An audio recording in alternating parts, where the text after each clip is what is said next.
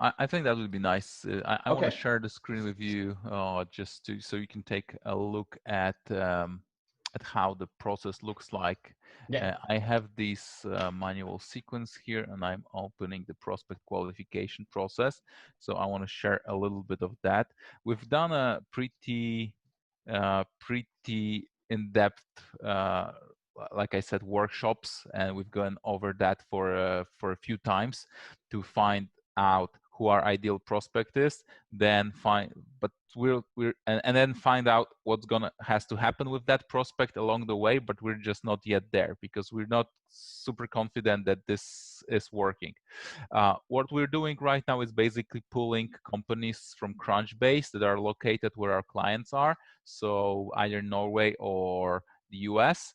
Right now, we're narrowing down to Utah specifically and Norway because these are where we have most of our clients and biggest success, and a lot of clutch reviews as well there.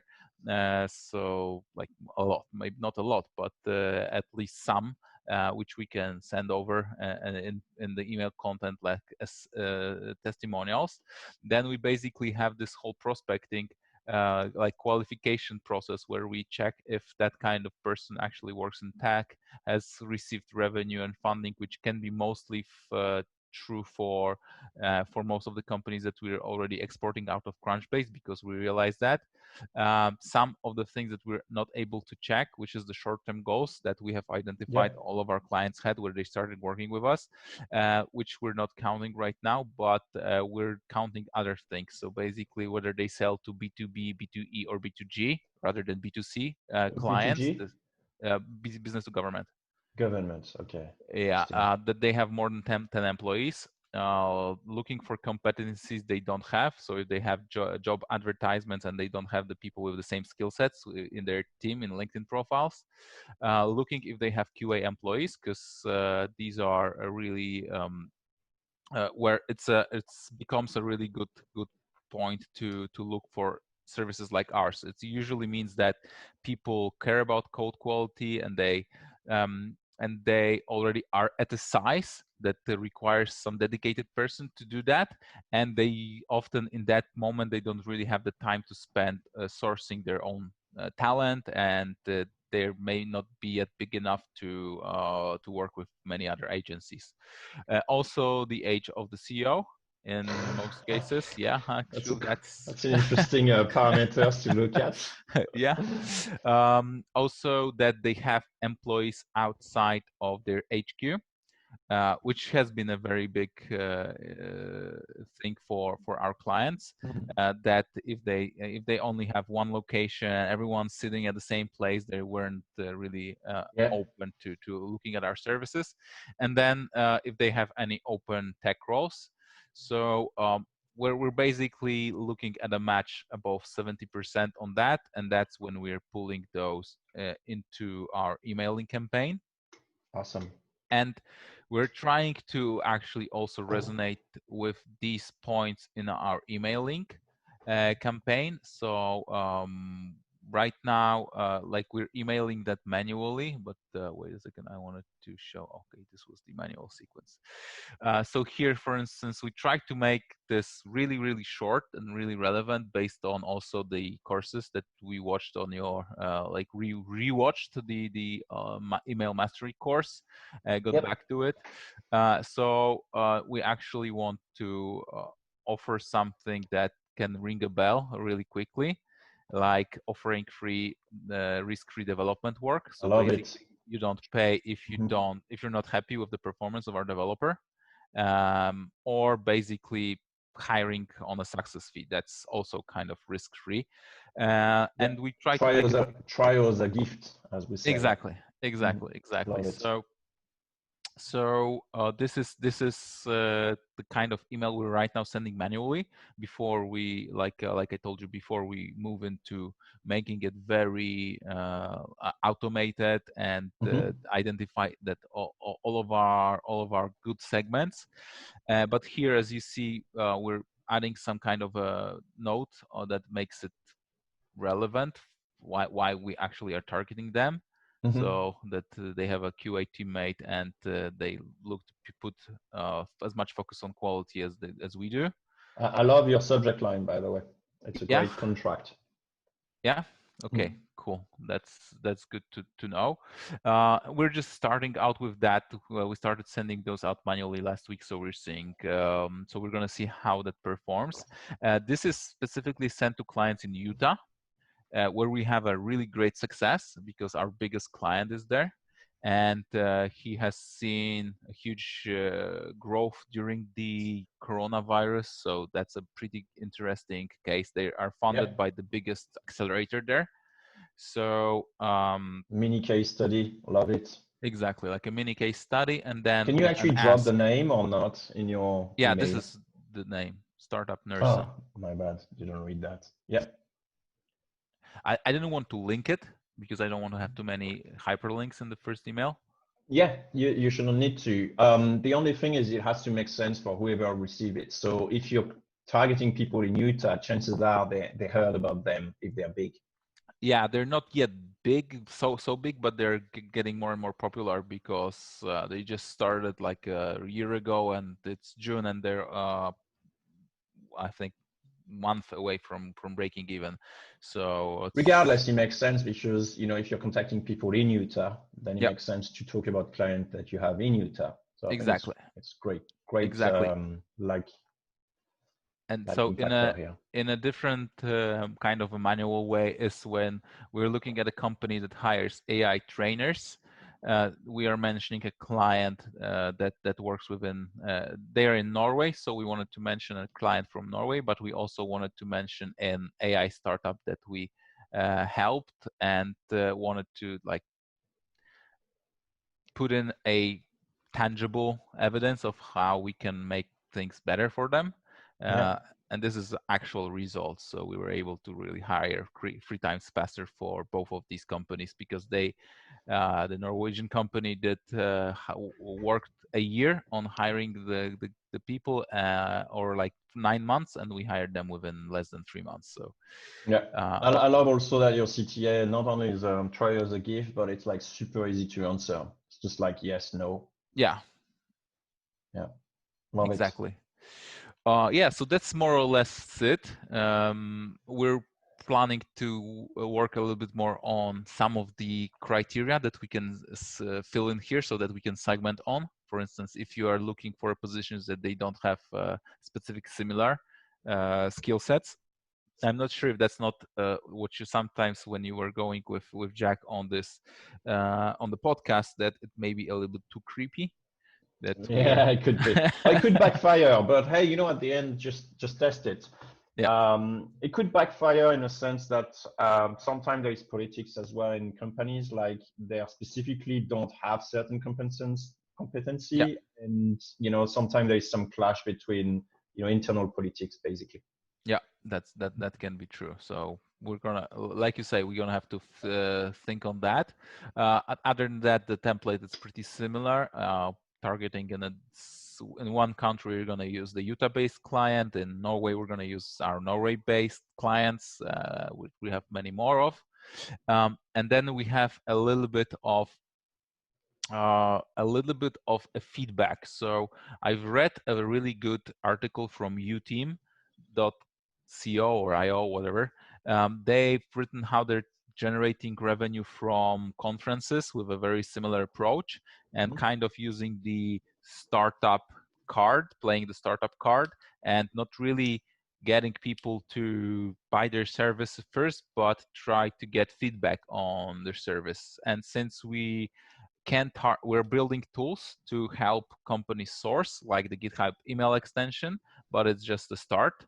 We want to go a little bit more into like amazing hiring direction, which is a pretty big suite of tools that are helping with sourcing talent later on.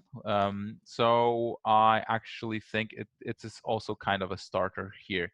So basically, getting feedback and offering complementary software development services for the participants who go through our user testing calls. Yeah, I'd probably like split that into two, and then use the follow-up when you actually want to mention too many things, then I probably like have one that focus on the complementary one and the other one focus on the other points that you want to make, instead of trying to cram. It looks like the first email that we've seen are like super short, super targeted, well understood. It's like one clear thing, and this one is like, okay, I still think like it's still trying to figure out things out. It's not that crystal clear at this stage, especially that this is a PS. That really should be almost like your call to action, Yeah. And then you would be interested in a 10 minutes video session is just like a high commitment straight away. So, it's a bit of work to be done on this one. I think you got the right thing, but probably like 2-3 more iteration, and then I think you'll nail it down. Yeah.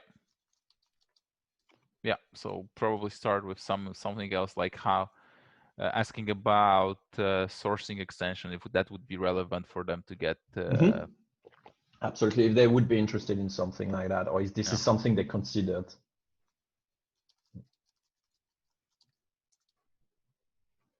You can always check out like quickmail.io/call-email-CTA in order to figure out, to have the call-email-CTA, to have the CTA cheat sheet. And then you can see there is one that is like trial as a gift, and the other one, you got like different sections. So you can definitely go for the high commitment into low commitment, especially when you're actually starting and you're still trying to gather information from your campaign.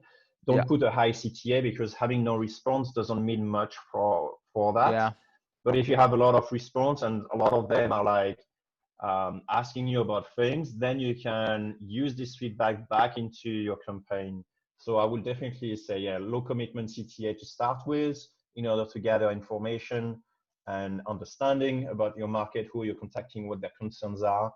And then after that, you can higher the level of commitment if you figure out like lots of them are just like, tire kickers, or, won't actually pull the trigger, or won't actually give you the, won't actually lead to great prospect in the future.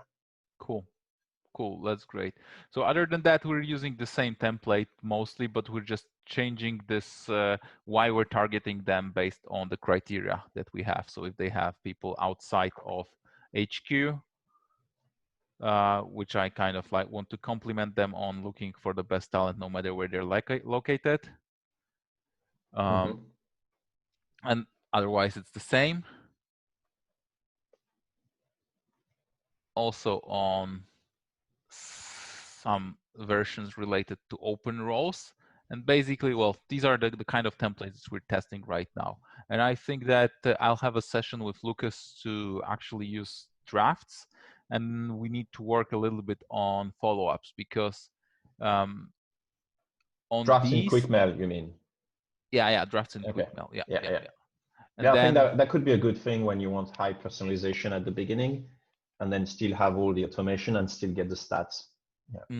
Yeah, exactly. That would be really good. Yeah. And the other thing you mentioned is like the Apollo. Is that the where you're getting your data from? Crunchbase. Crunchbase. But what did you mean? You mentioned two things. You said draft, and what was the other thing you wanted to mention? Oh yeah, the follow-up sequences. Oh we need to pull that in, because we don't really have a great idea on that. We're like following up here is I think a bit tricky. Yeah, this is a good thing. One thing is like you should offer maybe to call them. Right. So first of all, you ask them, if the 20 hours of risky development is something they'd be considering. That's great.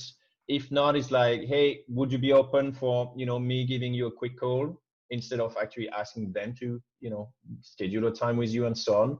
Yeah. Or you could just simply add, since you're using QuickMail, you could also add a task of just calling them. Just call them just after the email. You can say, if they actually open the email, then you want to go and call them. You can do that even with a Slack. I mean, you're on Slack as well, so you should do that with a Slack step. and Yeah. only declare this, execute this Slack step if they open at least, twice the email, for example. Okay. Is it because that would indicate that I should have open tracking on my first email, but Oh, we're you don't. Good move. It's great that you don't actually. This is fine. I mean, if you have such a small list of people, like people in Utah, I think every prospect on your list may actually be worth a call. yeah. So I would just go ahead and then call them and say, hey, just wanted to follow up on the email I sent you and just, figure out if this is something that you'd be interested or not. Mm-hmm. Is now a good time to talk or whatever. Yeah. Yeah. That's a good point. And Lucas is going to be doing that as well. Mm-mm. So that makes a lot of sense. So yeah, so sounds like it's a good approach, and this is what we're going to continue doing on. And well, I'll see how what kind of results we're seeing. I need to. Here's another thing you could do, which is kind of black hat, gray hat. Actually, more gray hat than it is black hat.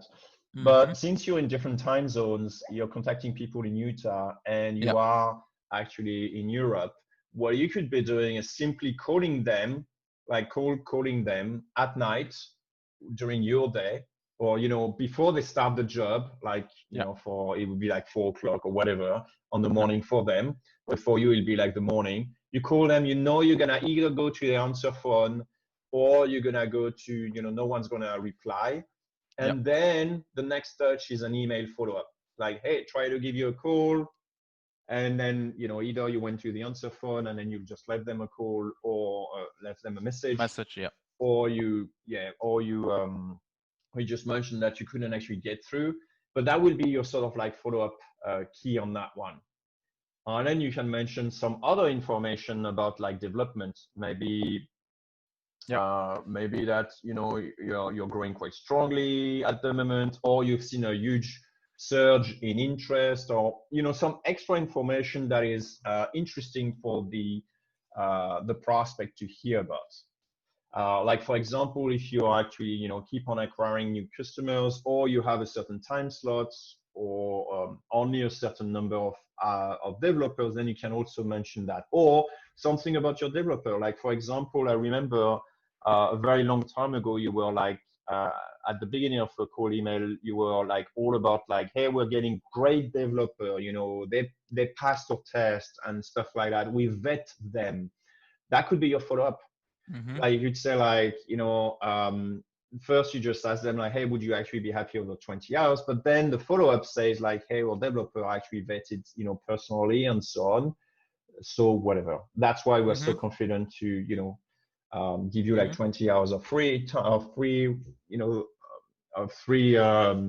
work is because of that, right? Mm-hmm. Or you can mention, how many people actually are so satisfied with your service.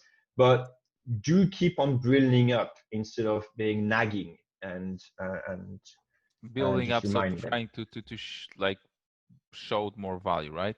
Yeah, exactly. And you do have plenty of things. You don't necessarily think of it. I mean, Yeah. for you, I see your code email is pretty good because it's like really down to one nugget of information, where Yeah. most people actually start with too many information. So it's easy to say, well, split it. Each new information is an extra follow-up. Yep. But in your case, you started with something super compact and super clean, which is great. That was your focus. Now you just need to figure out like, actually, there is like a lot of extra thing that we could really demonstrate in terms of value. Yeah, there is. And then there's also a few pieces of content, like a webinar that I did on remote work, two of them actually, with one with WeWork, the other with Codility. Fantastic. That's also low So key like, stuff. If they're not happy, hmm because it's high commitment to say like, I'd like, 20 hours of free services, still high commitment. Maybe there is a webinar that you can, point them to. It's like, hey, if you are, we happen to create a webinar next Thursday at X time, your time zone. Is hmm that something, here's the link, and then maybe you can track the link. You don't actually, put it as a full URL, but you could put it as a sort of like tracking link for them. yeah, that's right.